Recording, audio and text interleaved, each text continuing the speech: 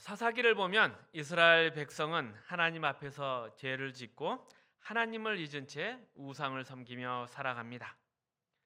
이에 하나님이 진노하셔서 그들을 이웃나라의 왕에게 넘기셨습니다. 고통받던 이스라엘 백성은 울며 하나님께 간구했고 하나님은 사사를 세워서 그들을 구원하셨습니다. 이런 과정은 사사기에서 계속 반복됩니다. 우리는 이러한 반복을 보면서 왜 이스라엘은 계속 실패할까? 이렇게 생각할 수 있습니다. 하지만 사사기가 반복적으로 보여주려고 하는 것은 이스라엘의 배신이라 실패가 아니라 그런 이스라엘을 계속 용서하시고 받아주시는 하나님의 인내와 사랑입니다. 그래서 사사기를 읽을 때 왜 이들은 이렇게 못난 짓만 반복할까? 이런 분노보다는 어떻게 하나님은 이렇게 끝없이 용서하실까라는 경이로움이 있어야 합니다. 이런 경이로움을 느끼지 못한다면 우리는 아직 기독교 신앙의 본질을 깊게 이해하지 못한 것입니다.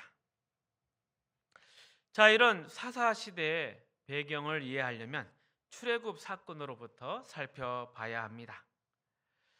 잘 아시다시피 이스라엘 나라는 야곱의 12아들로 시작되었습니다. 애굽에서 이들은 12지파를 이루며 번성했고 그 수는 점점 늘어났습니다. 출애굽 당시 이스라엘 백성은 약 300만 정도로 되었을 것으로 보입니다. 전투가 가능한 남자가 60만 명이었다고 하니 여기에 여성, 아이들, 노인들을 더하면 그 정도 숫자가 됩니다. 이러한 이스라엘의 번성을 두려워했던 애굽 왕 바로는 산파들에게 남자아이가 태어나면 죽이라는 명령까지 내렸습니다. 하지만 하나님은 이스라엘을 애굽의 노예 생활에서 구원하셨습니다. 10가지 재앙으로 바로를 굴복시키고 홍해를 가르시며 이스라엘을 인도하셨습니다. 광야에서 반석에서 물을 내시고 만나와 메추라기를 먹이셨으며 구름 기둥, 불 기둥으로 인도하셨습니다. 그러나 이스라엘 백성은 계속 불순종하며 하나님을 믿지 않았습니다.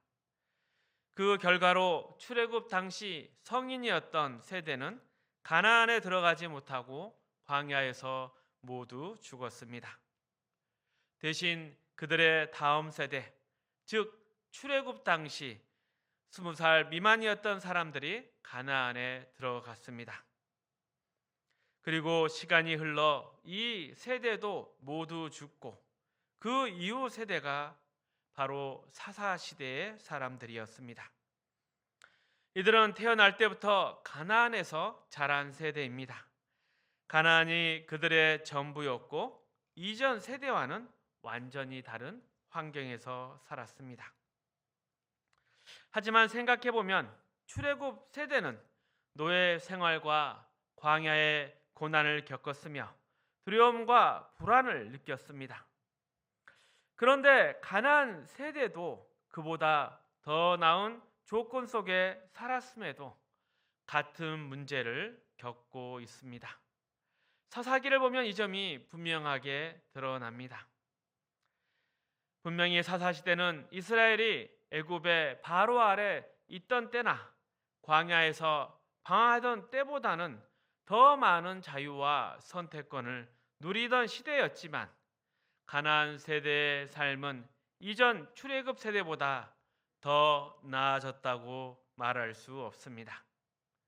자유롭게 선택할 수 있는 상황에서도 그들의 삶은 여전히 답답하고 혼란스러웠습니다.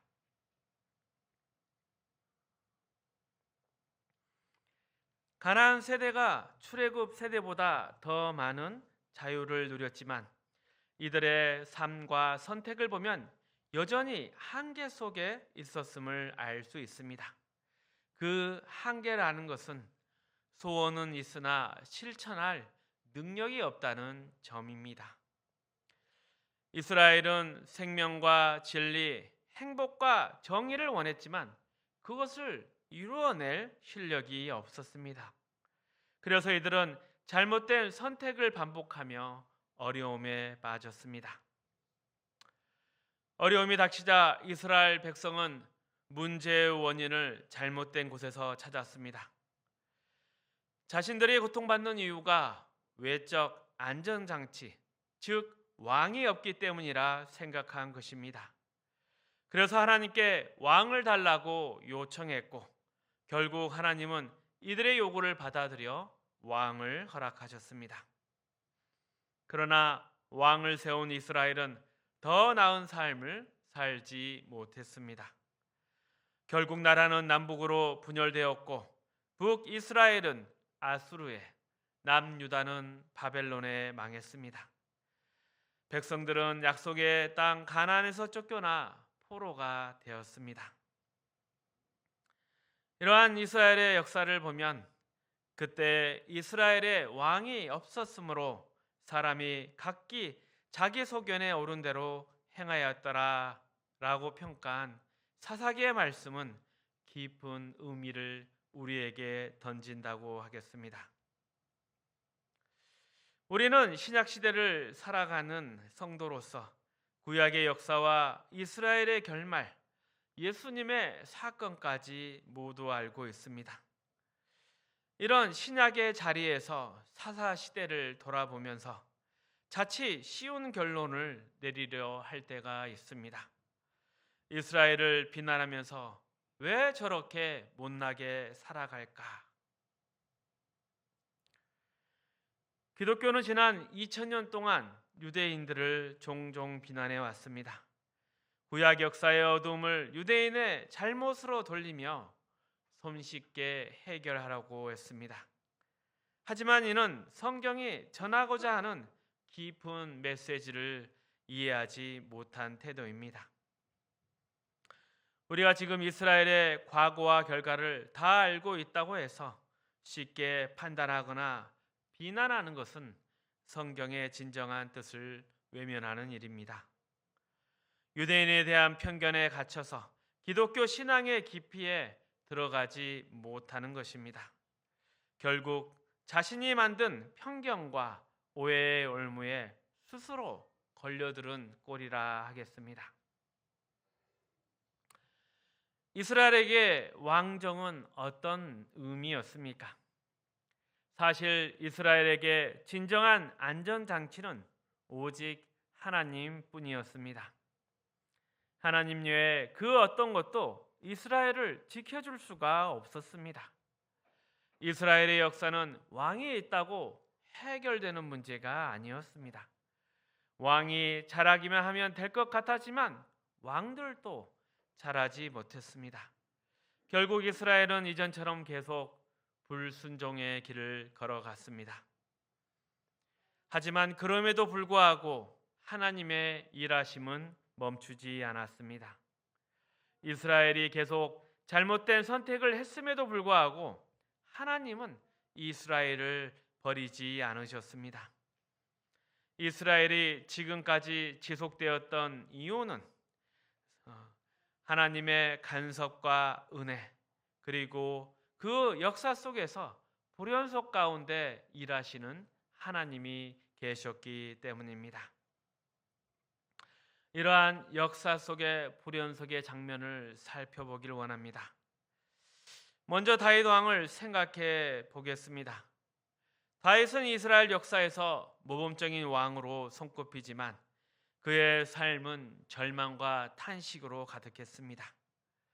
인생의 전반에는 사울 왕에게 쫓겨서 적국으로 도망가야만 했고 울 힘조차 없을 만큼 고통스러운 날들을 살아야 했습니다. 인생의 후반기에는 자식의 반란으로 인해서 도망 다녀야 했습니다.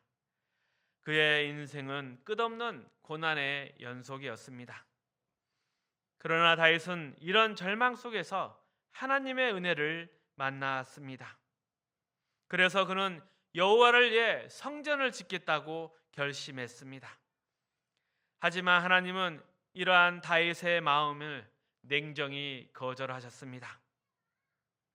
내가 나를 위해 집을 짓겠다고, 내가 내게 무엇을 해주겠다고, 나에게 무엇을 줄 수 있는 이는 오직 나뿐이다.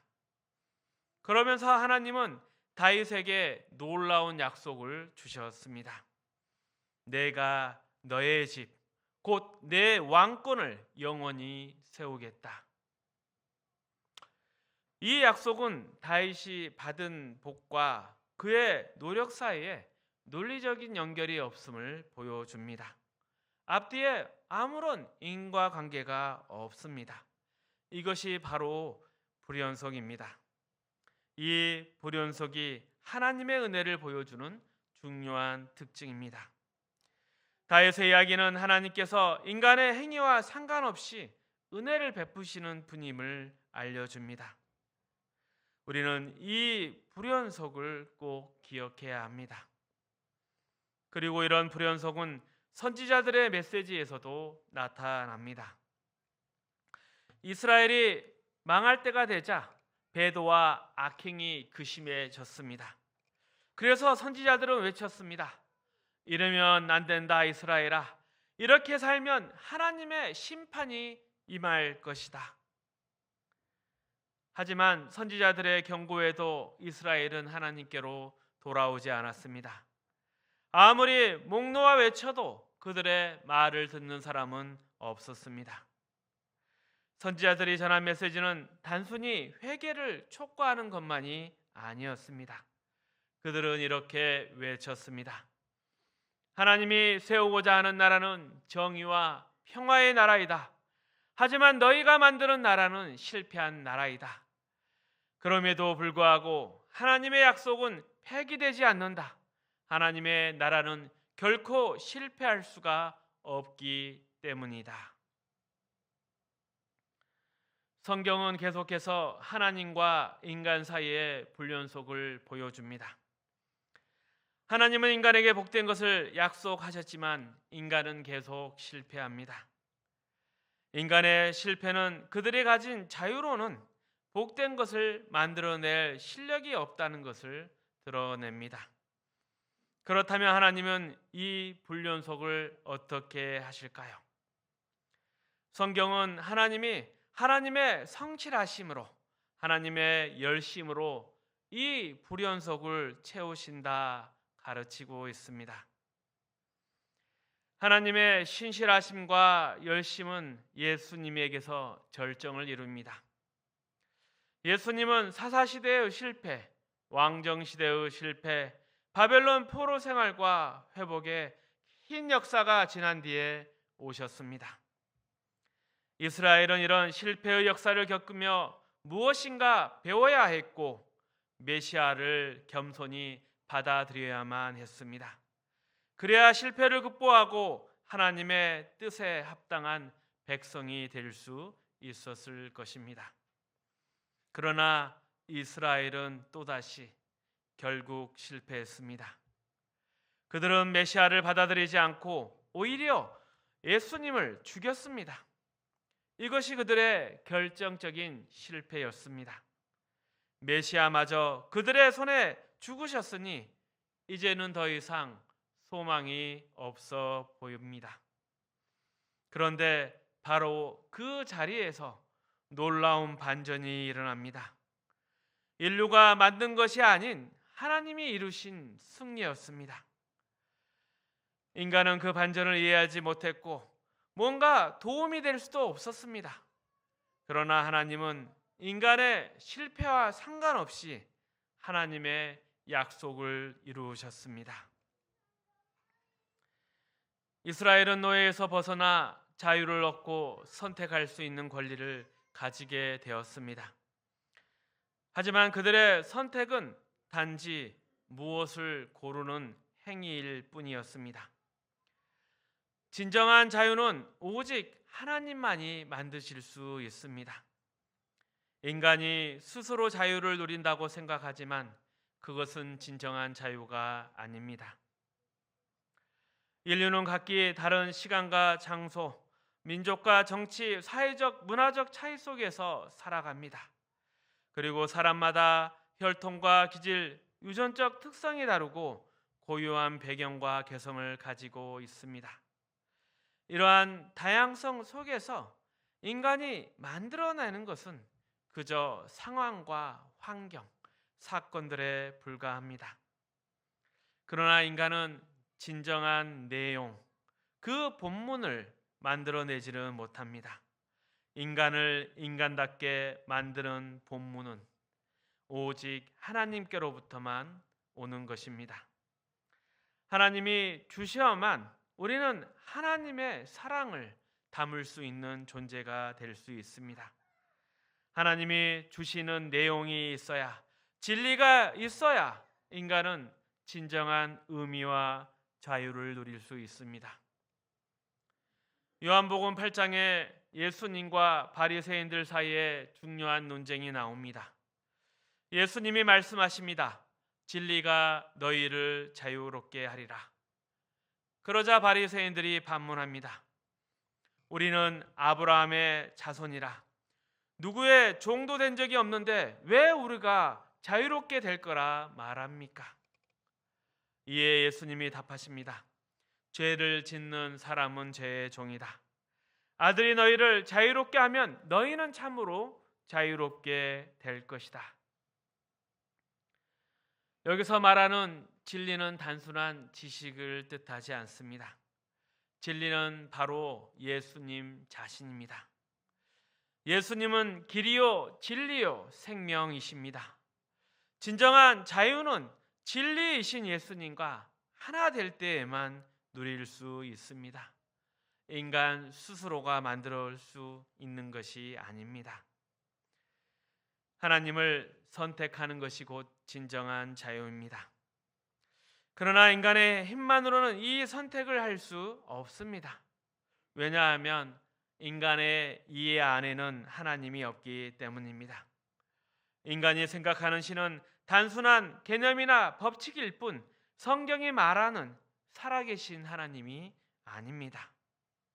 하나님께서 우리를 붙드셔야만 우리는 비로소 하나님을 알게 됩니다. 하나님이 우리를 붙드시고 그분을 믿게 하실 때 우리는 진정한 자유를 누릴 수 있습니다.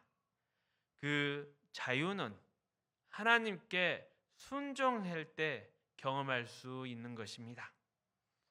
진정한 자유는 우리가 선택해서 얻는 것이 아니라 하나님께 순종하며 누리는 것입니다. 하나님께 붙들린 사람만이 순종이 영광임을 알고 다른 선택은 잘못된 길임을 깨달을 수 있습니다. 이에 대한 중요한 선언이 히브리서 5장에 나옵니다. 우리 7절에서 10절 말씀 함께 읽어봅니다.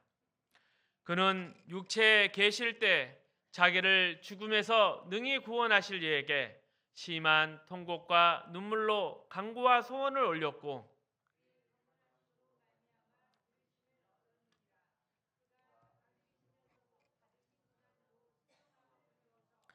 온전하게 되셨은즉 자기에게 순종하는 모든 자에게 영원한 구원의 근원이 되시고 하나님께 멜기세덱의 반차를 따른 대제사장이라 칭하심을 받으셨느니라. 아멘. 예수님이 보여주신 순종은 어떤 것이었습니까? 예수님의 순종은 하나님의 뜻을 따라 인간의 배신을 받아들이는 것이었습니다. 인간의 배신 속으로 들어가셔서 그 안에서 사셨습니다. 그리고 그 순종 속에서 하나님은 부활과 승리를 담아내셨습니다. 여기가 중요한 포인트입니다. 예수님은 하나님의 뜻에 순종하기 위해 심한 통곡과 눈물의 길을 걸으셔야 했습니다. 그 길 끝에서 마침내 승리가 주어졌습니다. 하지만 이 승리는 예수님과 예수님의 통곡과 눈물이 만들어낸 결과가 아니라 하나님께서 응답으로 주신 것이었습니다. 우리는 종종 눈물을 과장해서 심파극처럼 만들려고 합니다. 하지만 그 눈물, 그 간절함이 승리를 가져오는 것이 아닙니다. 우리의 울부짖음에 응답하시는 하나님이 계시기 때문에 우리가 울 수가 있는 것입니다. 그렇다고 울지 말고 웃으라는 뜻은 아닙니다. 울고 웃는 것 자체가 은혜의 기준이 아니라는 것을 말하고 있는 것입니다.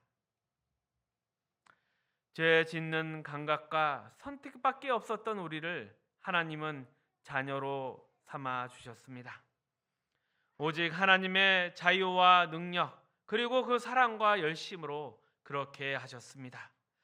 이를 통해서 우리는 비로소 내용을 진리를 얻게 되었습니다. 하나님이 사랑하시는 대상인 것이 우리라는 것을 깨닫게 되었고 그분이 주시는 생명과 진리를 누리게 되었습니다. 이것이 진정한 자유입니다. 우리는 스스로 선택하지만 그 선택은 늘 온전치 못하고 선택대로 살아갈 수 있는 자들도 아니었습니다. 그러나 하나님이 주신 진리와 또 하나님이 주시는 생명으로서 온전한 하나님의 사람, 온전한 인간이 된 것입니다. 이사야 53장 6절에서 7절 말씀 함께 읽어봅니다. 우리는 다 양 같아서 그릇 행하여 각기 제 길로 갔거늘 여호와께서는 우리 모두의 죄악을 그에게 담당시키셨도다.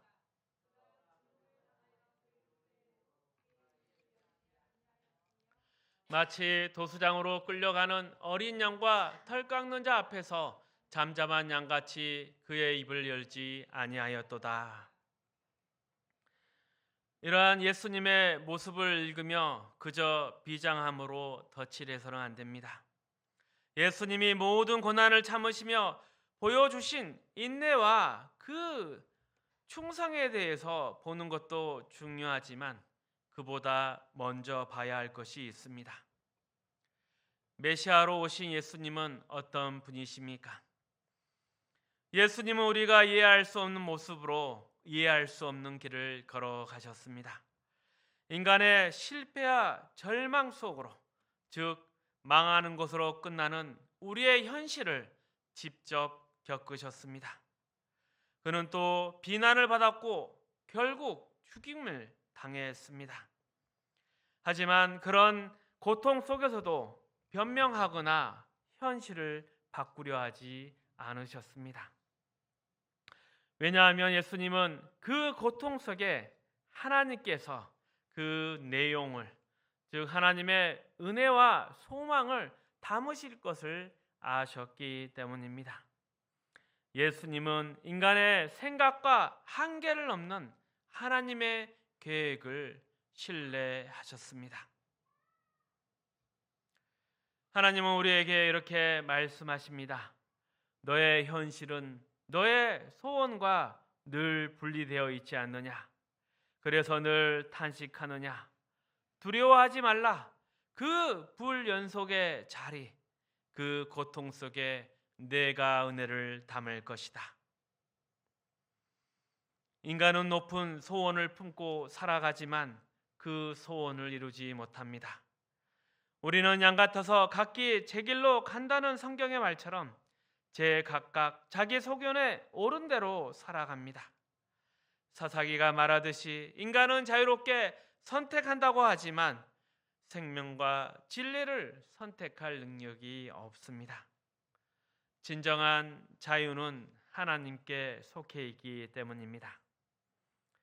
하나님은 이런 우리의 현실을 마주하라고 하십니다. 인간이 만들어내는 것과 하나님이 이루시는 것의 차이를 깨닫게 하십니다. 우리는 갈증을 느끼며 목마른 현실에 서 있습니다. 아무리 환경을 바꾸고 치장을 해도 하나님이 주시는 내용이 우리 안에 들어오기 전까지는 그 갈증이 해결되지 않습니다. 기독교의 위대함이 무엇일까요? 우리가 예수님을 십자가에 못 박은 당사자들인데 그런 우리를 하나님이 사랑하시고 우리에게 답을 주셨다는 것입니다. 그 답이 바로 복음입니다. 우리는 죄와 실수를 반복하는 부족하고 못난 인생이지만 하나님은 우리를 놓지 않으십니다. 그 사실이 우리를 살리고 웃게 만드는 것입니다. 자기 자신을 용서하지 못했던 우리가 이제 서로 안심하며 등을 두드려 줄 수 있습니다. 믿는 자의 정체성은 자신이 얼마나 나아졌는지, 얼마나 윤리적인 것인지에 있지 않습니다. 믿는 자는 하나님이 나를 사랑하시고 은혜를 부어주셨다는 사실에 그 삶을 둔 사람입니다. 지금 모습 그대로 받아주시는 하나님의 사랑이 바로 우리의 기쁨이자 자부심입니다. 이렇게 말씀드리면 사람들이 아무렇게나 살지 않을까요?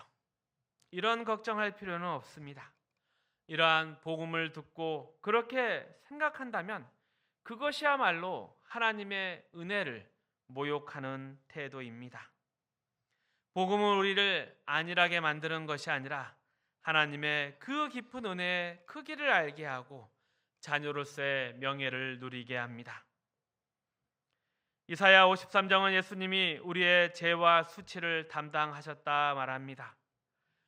우리는 예수님을 비난했고 그 고난이 그분의 잘못이라고 오해했습니다. 그러나 하나님은 그 모든 것을 예수님께 맡기시고 그 속에 구원을 이루셨습니다. 우리는 이 사실 앞에서 낯이 뜨거워져야 합니다.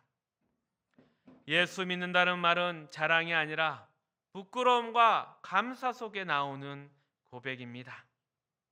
내가 예수님을 죽였는데 그분이 나를 위해 구원을 이루셨다는 것이 그 고백 안에 담겨 있기 때문입니다. 부끄러움을 넘어 하나님의 은혜를 생각할 때 비로소 복음을 누릴 수 있습니다. 하나님의 이런 놀라운 구원을 통해 그렇다면 우리를 어디로 이끄시려는 걸까요? 우리는 더 높은 하나님의 기대와 더 깊은 하나님의 소원으로 나아가야 합니다. 내 뜻대로 마옵시고 주의 뜻대로 하옵소서.